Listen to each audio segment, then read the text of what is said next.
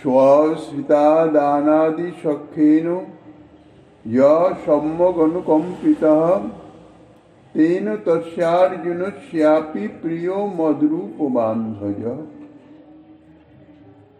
কলিযুগ পাবন অবতার পরম করুণাময় শ্রী গৌরাঙ্গ সুন্দরীর পরম অন্তরঙ্গ প্রিয় পার্ষদ বর্জ পূজ্যপাদ শিল সনাতন গোস্বামী পাদ তাহার শ্রী শ্রী বৃহৎ ভাগবতামৃতম নামক শ্রী গ্রন্থের প্রথম খণ্ডের চতুর্থ অধ্যায়ে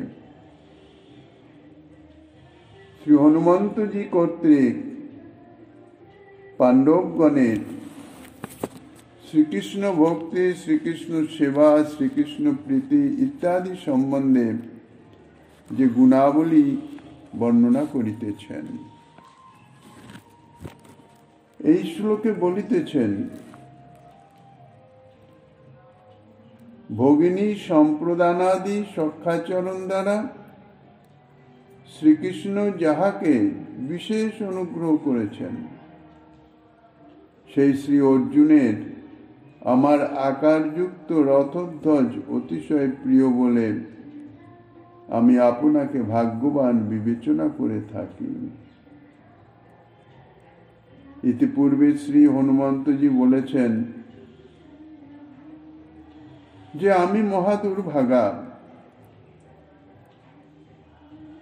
প্রভুর সেবার যোগ্যতা নই, সেবায় লাগতেও পারি না। কিন্তু আমি দুর্ভাগা হলেও পাণ্ডবগণের সম্বন্ধে আমি আমাকে মহাভাগ্যবান বলে বিবেচনা করিতেছি। এই প্রকারে পাণ্ডবগণের মহামহিম কথন রসে নিমগ্ন হয়ে প্রকারান্তরে পাণ্ডবগণের সৌভাগ্য শ্রীকৃষ্ণ প্রীতি বর্ণন প্রসঙ্গেই এহেন মহাভক্ত পাণ্ডবগণের সঙ্গে আমার কথঞ্চিত সম্বন্ধ আছে, সেই সম্বন্ধে সূত্র ধরে আমি দুর্ভাগা হলেও নিজেকে সৌভাগ্যবান বলে মনে করছি। যেহেতু কোনো ভক্তের সঙ্গে যদি নামমাত্র সম্বন্ধ থাকে, তাহলেও তাহা মহা সৌভাগ্যের পরিচয়। কেননা এই ভক্ত সম্বন্ধ যুক্ত ভক্তের মাধ্যমে ভগবানের সঙ্গে সম্বন্ধ স্থাপিত হয়ে যায়। তখন এই পাণ্ডবগণের সঙ্গে কিরকম সম্বন্ধ? হনুমন্তজি তিনি রয়েছেন কিম্পুজ বর্ষে, তিনি ত্রেতা যুগের আবির্ভাব তানার। আর কোথায় পাণ্ডবগণ? দাপরে তাহাদের আবির্ভাব, তাহারা রয়েছে হস্তিনাপুর বা ইত্যাদি এই সমস্ত অঞ্চলে। পাণ্ডবগণের সঙ্গে কিরকম ভাবে সম্বন্ধ হলো তাহা পরিষ্কার করে বলতে গিয়ে বলছেন, পাণ্ডবগণের মধ্যে যাহারা পৃথা গর্ভজাত অর্থাৎ কুন্তিপুত্র, তার মধ্যে মধ্যম কুন্তিপুত্র হচ্ছেন ভীমসেন, যে ভীমসেন হইতেছেন পবন পুত্র। পবন পুত্র নামে খ্যাত, অর্থাৎ পবন দেবীর আরাধনা করে কুন্তি মহারানী ভীমসেনকে প্রাপ্ত হয়েছিলেন। আর শ্রী হনুমন্তজি পবন পুত্র, কেননা রুদ্র অবতার শ্রী হনুমান, শ্রী মহাদেবের যে রুদ্র তেজ, তাহা পবন দেবই বহন করে নিয়ে এসে হনুমন্তের মাতা অঞ্জনা দেবীর গর্ভে সংস্থাপন করেন। এই সূত্রেই উভয়ই পবন পুত্র। তো সেই পবন পুত্র হিসাবে পরস্পর ভাই। এই জন্যে পৃথার গর্ভজাত ভীমসেনের মাহাত্ম্যর দ্বারাই শ্রী হনুমন্তজি নিজের মহিমা, নিজের সৌভাগ্য তাহা সূচনা করিতেছেন। বলছেন, ভীমসেন বয়সে আমার কনিষ্ঠ হলেও গুণে তিনি আমার জ্যেষ্ঠ ভ্রাতা এবং পরম প্রিয়, অর্থাৎ মদীয় স্নেহাতিশয় পাত্র। সেই জন্য তার সঙ্গে আমার এই যে সম্বন্ধ, এই সম্বন্ধকে আমি পরম সৌভাগ্য বলে বিবেচনা করিতেছি। সেই সঙ্গে আরো বলছেন, শ্রী অর্জুন যখন শ্রীকৃষ্ণের নিজ ভগ্নী শ্রী সুভদ্রাকে হরণ করেন, তখন শ্রীকৃষ্ণ সক্ষতাবশত তাহা অনুমোদন এবং সারত্যাদি লক্ষণ কার্য করে তাহাকে পরম অনুগ্রহ করেছিলেন। যদিও প্রকারান্তরে শ্রীকৃষ্ণের ইঙ্গিতেই অর্জুন শ্রী সুভদ্রাকে হরণ করেছিলেন, কেননা বলদেবচন্দ্রের শিষ্য হইতেছেন দুর্যোধন। বলদেবচন্দ্রের সিদ্ধান্ত ছিল দুর্যোধনের সঙ্গে সুভদ্রার বিবাহ দেওয়ার। বলদেবচন্দ্র বড় ভাই, তানার কথার উপরে কথা বলার সর্বদা অমর্যাদা সম্পন্ন। এই জন্য শ্রীকৃষ্ণ তানার কথার উপরে কিছু বলতেও পারবেন না, আর পিতা বসুদেব তিনিও কিছু বলবেন না। কেন? বলদেবচন্দ্র তিনি অগ্রজ এবং তাদৃশ তিনি পরম বীর্যশালী। কাজেই সুভদ্রার পরম পছন্দ প্রিয় হইতেছে অর্জুন, আর শ্রীকৃষ্ণেরও সুভদ্রার নিমিত্ত অর্জুনকেই পছন্দ, কিন্তু বলদেবচন্দ্রের তাহা নয়। এখন কি করা যায়? শ্রীকৃষ্ণই অর্জুন এবং সুভদ্রাকে শিখিয়ে দিলেন এবং নিজের রথ, সেই রথ প্রদান করলেন এবং সুভদ্রাকে বলে দিলেন, অর্জুন তোমাকে রথারোহণ করে তুললেন। যখন স্বাভাবিক যাদবগণ তাহারা অর্জুনকে যুদ্ধে আহ্বান করবে, অর্জুন যুদ্ধে রত হবে, তখন রথ তুমি চালনা করবে।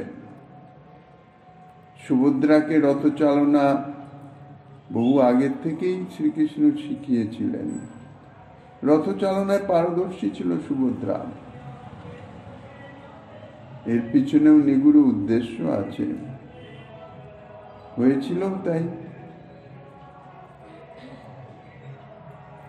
যখন অর্জুন সুভদ্রাকে হরণ করে রথে আরোহণ করে নিল, পিছন থেকে যাদবগণ তাহারা যখন অর্জুনের এই নিন্দনীয় কার্যের নিন্দা করে তাকে প্রতিহত করবার জন্য যুদ্ধে ললকার করল,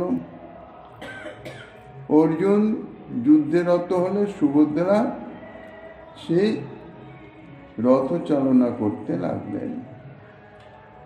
বলদেবচন্দ্র যখন এই ঘটনায় অত্যন্ত ক্রোধান্বিত হয়ে শ্রীকৃষ্ণকে যখন বললেন, শ্রীকৃষ্ণ বললেন যে,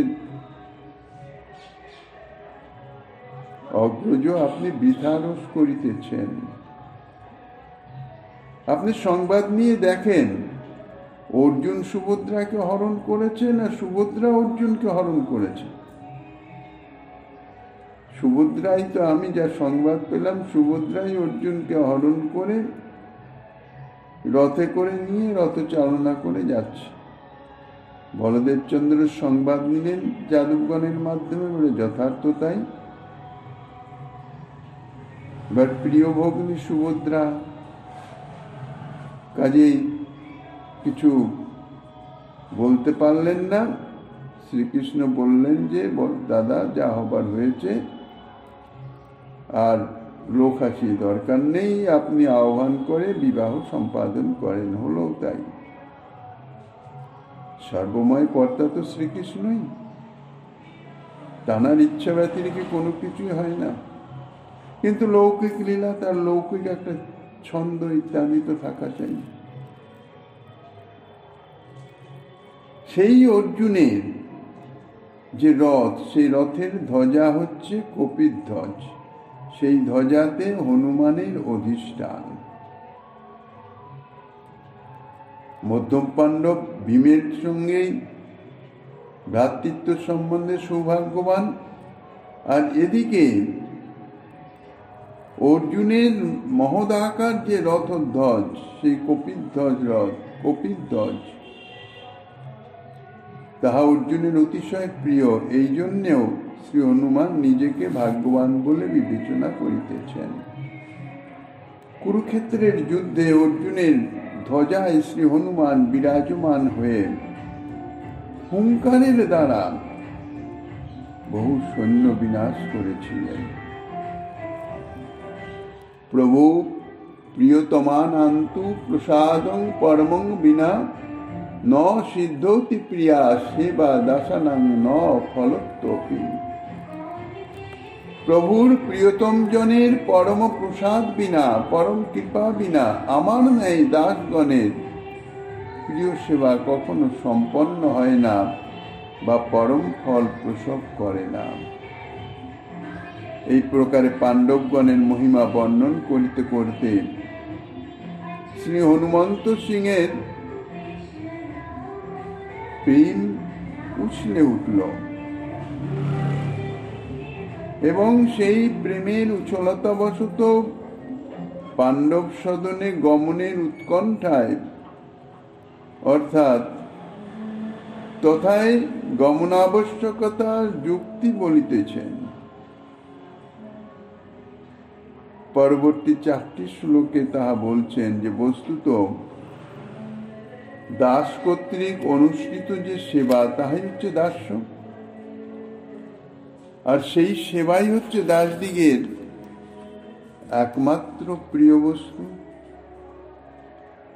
কেন? দাসের সেবাই তো প্রিয়, দাসের কর্তব্য সেবা। একমাত্র সেবা দাস্য ব্যতীত দাসের তো অন্য কোনো প্রিয় বস্তু নাই, থাকতে পারেও না। আর প্রভু ও তদীয় প্রিয়তম দাসগণের পরম প্রসাদ ব্যতিরেকে পরম ফল তাহা সিদ্ধ হয় না। অর্থাৎ ভজন করতে গেলে দাস্যভাবে ভজনেও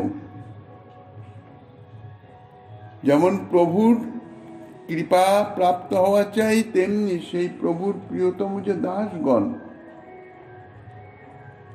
তাদেরও কৃপা প্রাপ্ত হওয়া চাই। তা নহলে কিন্তু যথার্থ পরম ফল অর্থাৎ প্রেম ফল, যেটা সাধ্য সার, তাহা প্রাপ্ত হওয়া যায় না। ভক্ত এবং ভগবান উভয়েরই কৃপা চাই। তার মধ্যে ভক্ত কৃপাই হইতেছে মুখ্য। ভক্ত কৃপার মাধ্যমেই যথার্থ ভগবানের যে ভক্তি, তাহা দৃঢ়তা লাভ করে। ভক্ত কৃপা ভজন সিদ্ধি বিষয়ে অমোঘ। আর সেই প্রেম সম্পদ যদি প্রাপ্ত না হওয়া যায়, তাহলে যথার্থ তো ভজনের সার্থকতা নাই, সিদ্ধি লাভ নাই। কেননা শ্রী ভগবান প্রেমের অধীন। যার প্রেম আছে, প্রীতি আছে, ভালোবাসা আছে, শ্রী ভগবান তার সেই প্রেমেরই অধীন হয়ে যান।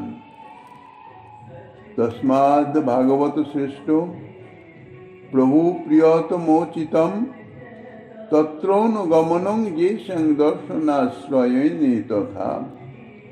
অতএব হে ভাগবত শ্রেষ্ঠ, হে প্রিয়তম দেবর্ষি, আমাদিগের পাণ্ডব গৃহে গমন করে তাহাদিগের দর্শন ও সেবাই হইতেছে কর্তব্য। হনুমন্ত সিং নারদ ঋষিকে, যিনি হনুমানের সেই ভগবত প্রিয়তা, ভগবত সেবা ইত্যাদি দর্শনে আনন্দিত হয়ে হনুমানের প্রশংসা করিতেছিলেন, তার প্রতি উত্তরে হনুমান যখন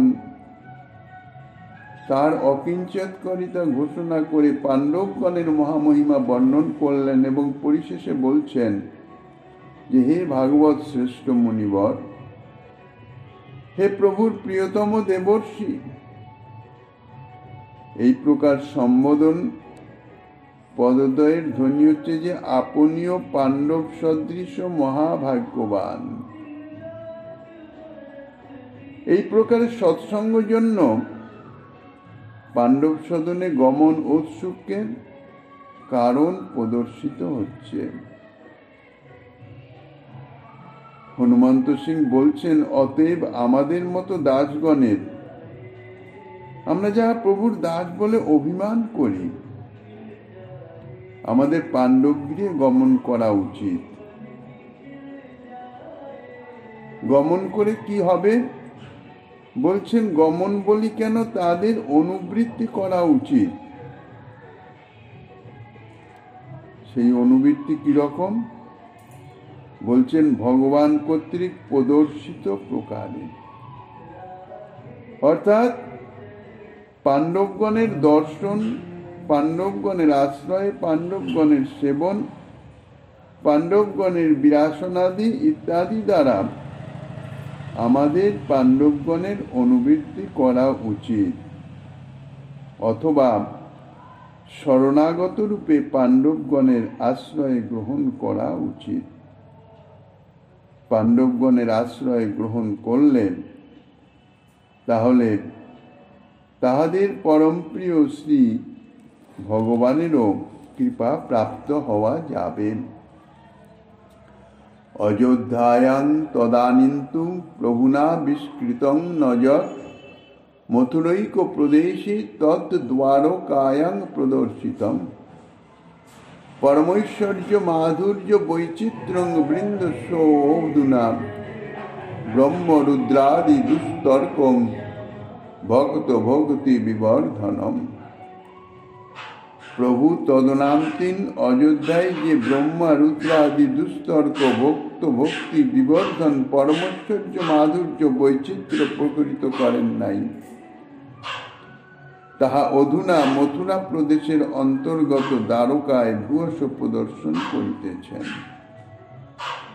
হনুমন্ত সিং আরো বলছেন, পাণ্ডব সদনে গমন করলে আমাদের পরম মহালাভ হবে।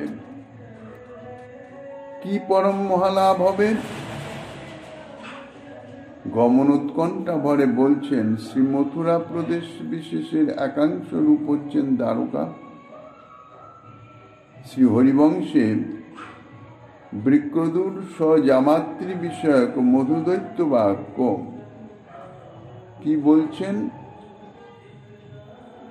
স্বাগতং বৎস হর্যস্য প্রীতস্মি তব দর্শনাৎ ছদে তন্মম ব্যাজং হই সর্বং মধুবনং বিনা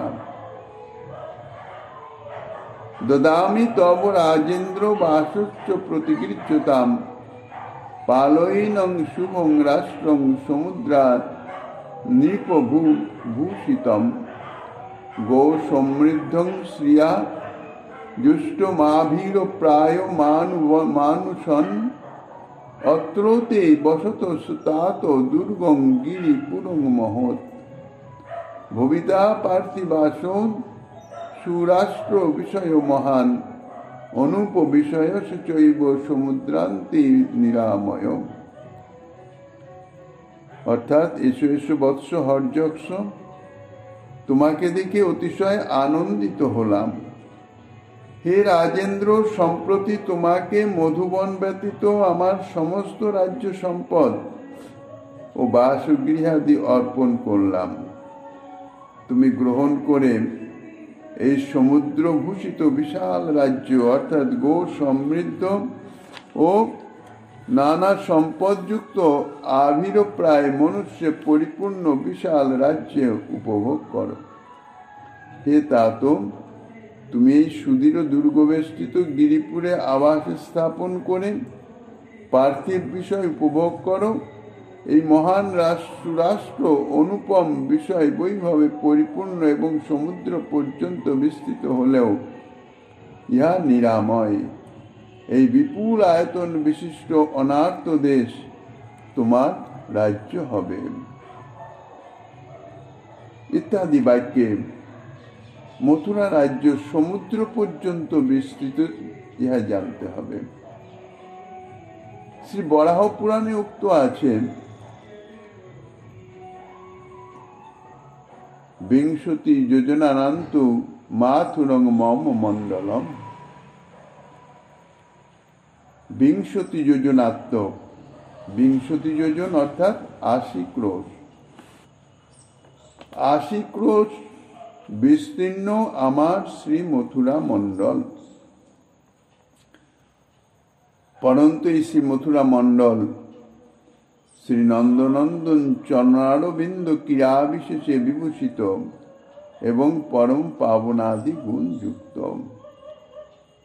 শ্রী নন্দনন্দন স্বয়ং ভগবান শ্রীকৃষ্ণের শ্রীচরণ রজে ভূষিত হইতেছে এই মথুরা মণ্ডল। কেননা তিনি গোচারণ প্রসঙ্গে সমস্ত মথুরা মণ্ডলেই বিচরণ করেছেন, সখাগণ সঙ্গে ক্রীড়া করেছেন। তো সেই ক্রীড়াস্থলী, বিচরণের স্থলী, সেই যে মথুরা মণ্ডল তাহা পরম পাবনাদি গুণযুক্ত, অর্থাৎ পরম পবিত্রকারী। এই অপেক্ষায় উহার বৃত্তান্ত এখানে উপস্থাপিত হয় নাই। ফলত এই প্রকারে দ্বারকা মাহাত্ম্য, মথুরা মাহাত্ম্য পর্যবসিত হইতেছে এবং দ্বারকায় পরমৈশ্বর্য বিশেষ প্রকটনাদিও মথুরার ঐশ্বর্যের অপেক্ষা করিতেছে। ইহাই এই বিচারের দিগদর্শন। এখন বাস্তবিক হনুমন্তজি কি বলছেন সেই প্রস্তাবিত বিষয়ের এখন অনুসরণ করা হোক। হনুমন্ত সিংহের বক্তব্য হচ্ছে যে প্রভুর ত্রেতা যুগে শ্রীরাম অবতারে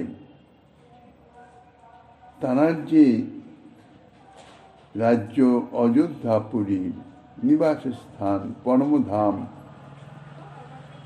সেই পরম ঐশ্বর্য মাধুর্য অর্থাৎ সেই অযোধ্যাপুরীতে শ্রীরামচন্দ্র তাঁর লীলা প্রকটনকালে তাদৃশ পরম ঐশ্বর্য মাধুর্য বৈচিত্র্য প্রকটিত করেন নাই, যাহা এখন তিনি এই মথুরা রাজ্যের অন্তর্গত দ্বারকাপুরীতে যা প্রকাশ করেছেন। সেই ঐশ্বর্য মাধুর্য পরাকাষ্ঠা প্রাপ্ত রূপে দ্বারকাপুরী প্রদর্শিত হইতেছে। আর দ্বারকাপুরীর ওই যে সম্পদ, তাহা ব্রহ্মা রুদ্রাদিরও দুস্তর্ক, অর্থাৎ ব্রহ্মা রুদ্রাদিরও তর্কের অগোচর। তারা কোনোভাবে জানতেই পারেন না যে একটি জাতীয় সম্পদ, কেননা তাহা অপ্রাকৃত চিন্ময়। অর্থাৎ ব্রহ্মাদি দেবগণ অতি কষ্টে তর্ক করেও মীমাংসা করতে সক্ষম হয় না, কিন্তু সেই সম্পদ তাহাই ভক্তের ভক্তি বিবর্ধন করে। ধামে নিয়াই হইতেছে বিচিত্র মহিমা। ধামের কৃপায় ভক্তের যে ভক্তি, ভগবত ভক্তি, ধামেশ্বরের প্রতি যে ভক্তি, সেই ভক্তি তাহা দিনে দিনে বর্ধিত হতে থাকে। অর্থাৎ ভক্তের যে ভক্তি বর্ধক বলে আমাদের কর্তব্য হচ্ছে ধামে গমন করে সাক্ষাৎ সেই যে ধামের মহিমা, সেই যে ধামের কৃপা, তাহা অনুভব করা। বিশেষত তাহাতে বিশেষ যে লাভ হবে সেটি হচ্ছে কি সাক্ষাৎ অভীষ্টতম সেবা করা হবে। ধামে অবস্থান ইহা ধামেশ্বর প্রভুর অত্যন্ত প্রীতিপ্রদ। তাহার এই প্রীতিপ্রদ অর্থাৎ প্রিয় সেবা শুধুমাত্র ধামে অবস্থান করলেই সিদ্ধ হয়ে যায়। অর্থাৎ সেই যে অভীষ্টতম, সাক্ষাৎ অভীষ্টতম সেবা, যাহা সম্প্রতি উৎকৃষ্ট উৎকৃষ্ট বিবিধ ঐশ্বর্য মাধুর্য দ্বারা পরিনিষিক্ত বলে অতিশয় রূপে বৃদ্ধি প্রাপ্ত হইতেছে। অতএব ধামে গমন করতে পারলে, অর্থাৎ সেই দ্বারকা ধামে গমন করতে পারলে অতিশয় অভিপ্সিত সেবা, যে সেবা আমাদের কামনার, সেই সেবা লাভ হয়ে যাবে। এই আশায় বলছেন, এই আশাতে বলছেন সেই সম্পদ রাশির অনুভব, অর্থাৎ প্রেম রাশির উদয় অবশ্যম্ভাবী। এই জন্যে সেই সম্পদ, প্রেমরূপ যে সম্পদ, সেই সম্পদ প্রাপ্তির, সেই সম্পদের যে অনুভব, তাহা ভক্ত ভক্তি বিবর্ধন, অর্থাৎ ভক্তের হৃদয়স্থ ভক্তি বর্ধনকারী, ভক্তের ভক্তি বর্ধক, অত্যন্ত পুষ্টিদায়ক, ফলদায়ক। শ্রী নারদ উবাচ আহ কি মুক্ত মদ অযোধ্যয়ামিতি বৈকুণ্ঠতয়োপি ন উত্তিষ্ঠ উত্তিষ্ঠ তত্রত্র গচ্ছাব সত্রং সখে। শ্রী নারদ ঋষি হনুমন্ত সিংয়ের এই কথা, হনুমন্তজির এই কথার উত্তরে বলছেন, আহ সখী, অযোধ্যার কথা কি বলিতেছ? বৈকুণ্ঠেও ঈদৃশ ঐশ্বর্য মাধুর্য প্রকটিত হয় নাই। অতএব উঠো উঠো, সত্তর আমরা পাণ্ডব গৃহে গমন করি। পরম খেদে নারদ ঋষি আহ এই অব্যয় পদ, অর্থাৎ এই ধ্বনি ব্যক্ত করেছেন। হনুমন্ত সিং অযোধ্যার কথা বলেছেন, অদস্যায় প্রভু তাদৃশ মহাসম্পদ ঐশ্বর্য তাহা প্রকট করেন নাই। নারদ ঋষি বলছেন, সখে অযোধ্যার কথা কি বলিতেছ? অর্থাৎ দ্বারকাপুরীর যে ঐশ্বর্য, ঈদৃশ পরম ঐশ্বর্য মাধুর্য বৈচিত্র্য অযোধ্যায় আবিষ্কৃত হয় না। শুধু তাই নয়, এমনকি বৈকুণ্ঠেও তাহা আবিষ্কৃত হয় নাই, অর্থাৎ প্রকাশিত হয় নাই। অতএব উত্তিষ্ঠ উত্তিষ্ঠ, ওঠো ওঠো, আমরা সত্তর পাণ্ডব সাধনে, অর্থাৎ দ্বারকায় পাণ্ডবের রাজধানী হস্তিনাপুরীতে গমন করি। পরম আগ্রহে শ্রী নারদ ঋষি হনুমানকে উত্তিষ্ঠ উত্তিষ্ঠ বলে অতি শীঘ্রতা জ্ঞাপন করিতেছেন। শ্রী পরীক্ষিত উবাচ অত ক্ষণং নিশস্যাস হনুমান ধৈর্য সাগর জগাদ নারদং নত্বা স্বনং হৃদি বিমৃশ্য সব। শ্রী পরীক্ষিত মহারাজ বলছেন, এই কথা শুনে ধৈর্য সাগর শ্রী হনুমান তিনি দীর্ঘ নিঃশ্বাস ত্যাগ করে ক্ষণকাল মনে মনে কি চিন্তা করে শ্রী নারদ ঋষিকে তিনি বলতে লাগলেন। এই কথা শ্রবণ করে শ্রী হনুমান দীর্ঘ নিঃশ্বাস পরিত্যাগ করলেন। যদিও তিনি ধৈর্য সাগর, হনুমন্ত সিংয়ের অসীম ধৈর্য, তানার ধৈর্য কখনো চ্যুত হয় না, ভঙ্গ হয় না, তথাপি ক্ষণকাল মনে মনে তিনি চিন্তা করলেন, অর্থাৎ তাদৃশ সম্পদ, অর্থাৎ দ্বারকার যে সেই পরম ঐশ্বর্য, তা দর্শনের ইচ্ছা অন্তরে জাত হলেও এবং শ্রী নারদ ঋষি তথায় গমনের নিমিত্ত তাদৃশ প্রেরণাও প্রদান করিতেছেন, কিন্তু শ্রী হনুমন্ত সিং তো একপতিব্রত ধর, একান্তভাবে শ্রী রামচন্দ্রের অনুগত রাম ভক্ত হনুমান। যদিও তিনি জানেন শ্রীনাথ অর্থাৎ দ্বারকাধীশ শ্রীকৃষ্ণ এবং রঘুনাথ উভয় একই তত্ত্ব, তথাপি হনুমানের প্রীতি হইতেছে রঘুনাথ স্বরূপে। রঘুনাথ স্বরূপ ব্যতীত অন্য কোন ভগবত স্বরূপে হনুমানের তাদৃশ নিষ্ঠা নাই। ইহাই হইতেছে ইষ্টে গাঢ় নিষ্ঠা। এখন নারদের প্রেরণা সত্ত্বেও হনুমান মনে মনে চিন্তা করলেন, আমি যদি দ্বারকাধীশ শ্রীকৃষ্ণের দর্শনে গমন করি, তত্ত্বত যদিও দ্বারকাধীশ শ্রীকৃষ্ণ আর রঘুনাথের কোনো পার্থক্য নাই, একই স্বরূপ, তথাপি স্বরূপ তো ভিন্ন, স্বরূপ ভিন্ন, লীলা ভিন্ন। কাজেই আমার যে একনিষ্ঠা অর্থাৎ একপতিব্রতর মত যে নিষ্ঠা, সেটি তো ভঙ্গ হয়ে যাবে। কাজেই অনুদ্যম রূপ ধৈর্যের আশ্রয় স্বরূপ বলে পাণ্ডব গৃহে গমনের জন্য উত্থিত হলেন না।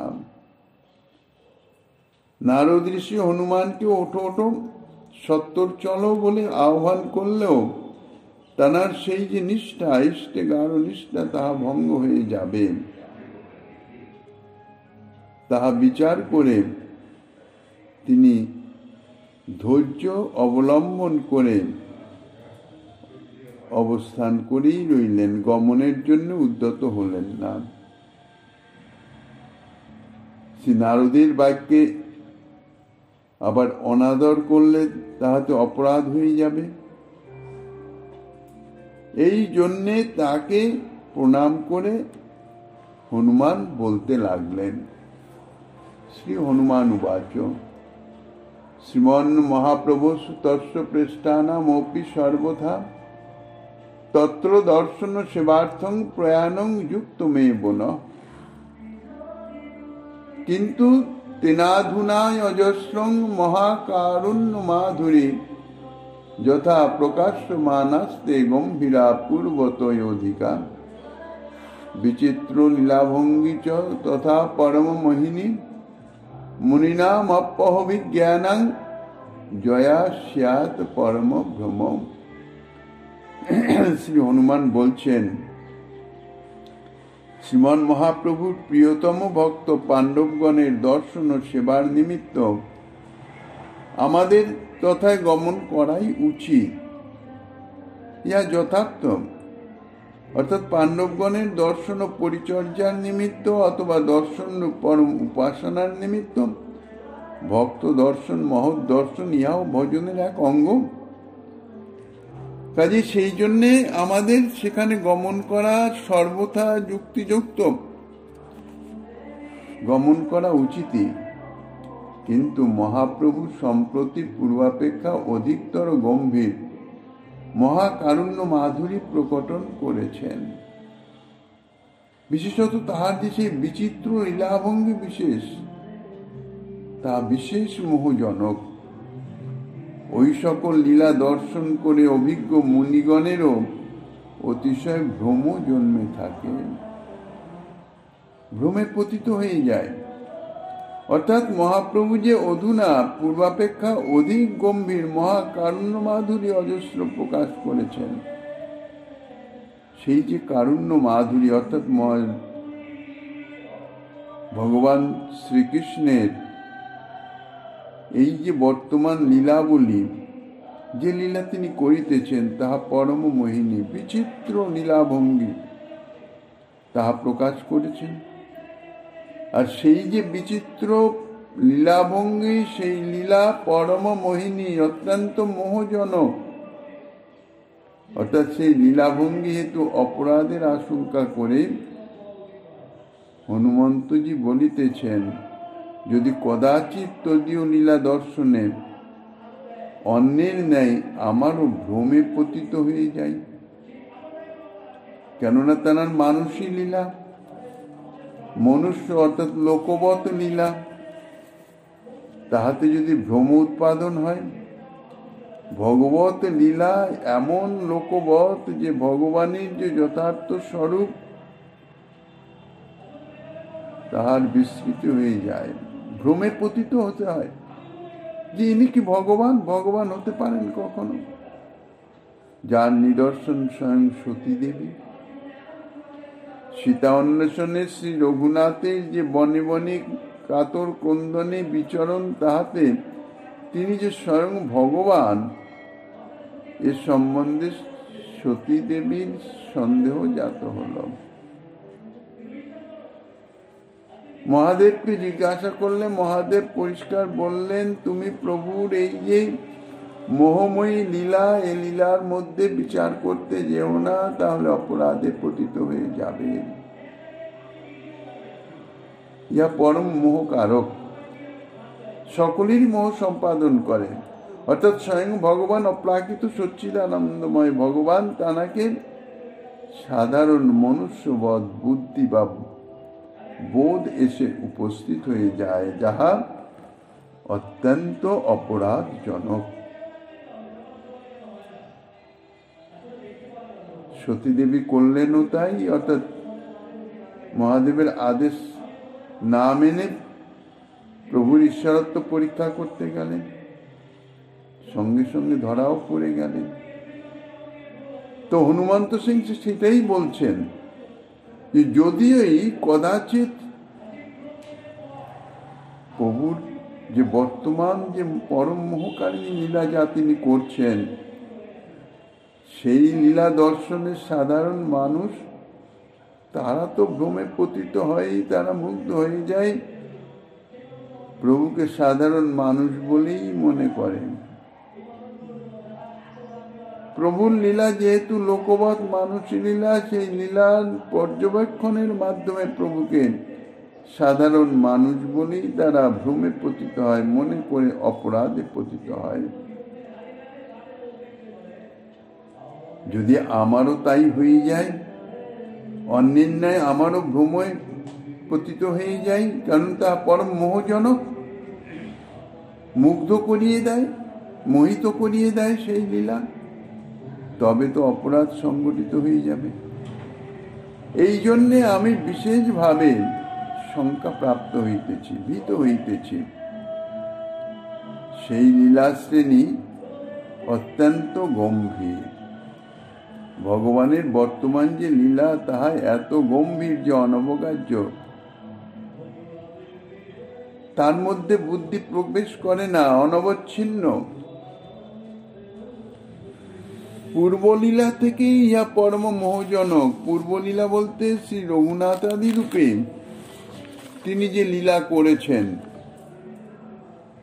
তাহা ছিল সরল, সহজ, স্বাভাবিক।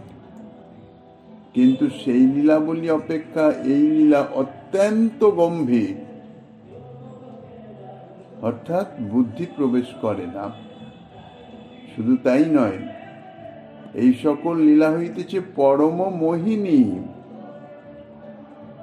ওই লীলাভঙ্গি দর্শন করে অভিজ্ঞ মুনিগণ পর্যন্ত ভ্রমে পতিত হয়ে যান। যে কি ভগবানের লীলা, এ তো সাধারণ মানুষের মতন। এই যে পরম অভিজ্ঞ মুনিগণ, যারা ভগবত স্বরূপ, ভগবত লীলাদির সম্বন্ধে অভিজ্ঞ, তাদের পর্যন্ত মোহিত করে ভ্রমে পতিত করিয়ে দেয়। ভ্রম আর কিছু নয়, অবতার এবং অবতারী, তার মধ্যে তো ভিন্নতা আছে। ইনি হচ্ছেন অবতারী, অর্থাৎ স্বয়ং ভগবান। যত যত অবতার, এনার থেকেই তাহাদের প্রকাশ। জানার অবতারণে, অর্থাৎ জানার স্বরূপে অন্য কারো অপেক্ষা নাই, তিনি হচ্ছেন স্বয়ং অবতারী। তো বর্তমান যে প্রভু, তিনি স্বয়ং অবতারী, কিন্তু তাঁর লীলা দেখে সাধারণ অবতার বলে ভ্রমে পতিত হতে হয়। এই যে ভ্রম, ইনি অবতার কি অবতারী, এই ভ্রান্তিমূলক তর্ক এসে হৃদয়ে উপস্থিত হতে পারে। এই জন্যে আমাদের সেখানে যাওয়াটা উচিত হবে কিনা তাহা বিচার করিতেছেন। এইভাবে হনুমন্ত সিং তিনি বিচার করে নারদ ঋষিকে যাওয়ার সম্বন্ধে জ্ঞাপন করিতেছেন। পরবর্তী আস্বাদনে শ্রীমন মহাপ্রভু গিরিধারী লালের কৃপা হলে আগামী দিন আস্বাদনের বাস